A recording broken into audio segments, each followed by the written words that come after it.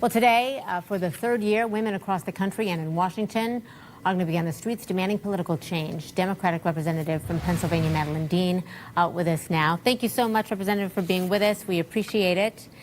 Thank you, Christi. Thank you. Are you going to be out marching today? Yes, I am. Looking forward to it. Okay. What is your take on the controversy regarding the co-founder, Tamika Mallory, refusing to denounce some anti-Semitic statements by Louis Farrakhan? It's created a bit of a divide in the organization, or in the people who want to support it, and they're a little uncomfortable with it. Your thoughts on that? Well, thank you for the question and the chance to be with you today and to talk about the march. For me, the march, the spirit of it is solidarity.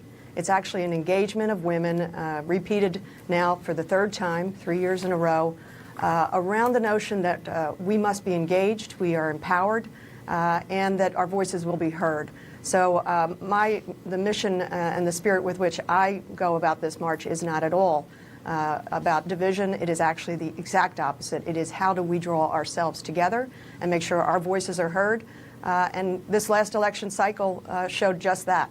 I'm one of 4 women that ran for Congress in Pennsylvania, and together we actually ran multiple times and did events as the Fab Four, and we lifted each other up. So the spirit of this march is women working in solidarity. Also, on the front page of the New York Times this morning, there's some new news that the House Democrats are adding $1 billion in border-related spending to reopen the government. We know that we're waiting for an announcement from President Trump later this afternoon, as he says he's going to be putting something else out there, trying to entice Dems to come back to the negotiating table. But this proposal is said, according to the Times, to include more spending on border measures and scheduled for a vote next week. Would you vote for that? Well, I'll have to take a look at that proposal.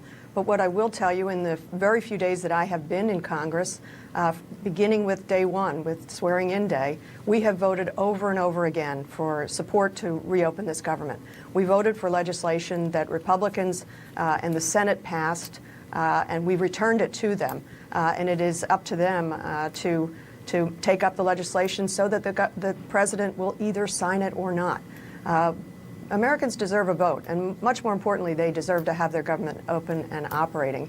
One of the things I did yesterday was visit with air traffic controllers at the Philadelphia airport, right, to hear their stories. It's just extraordinary, this irresponsible shutdown of the government.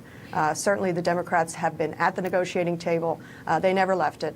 We never didn't want to fund border security, smart security. So you're we open. need to get the government You're open. open to giving money for border security and for a wall, if it will open the government. We have been providing border security historically all along. It's a falsehood that the Democrats don't want border security. I took the time to visit the border in California before I was elected, and saw there, with very strong support from Border Patrol, all the border protections that are in place. What Democrats want is smart border security. All right. Well, that which recognizes human dignity and human rights, but also keeps us safe. Representative Madeline Dean, we appreciate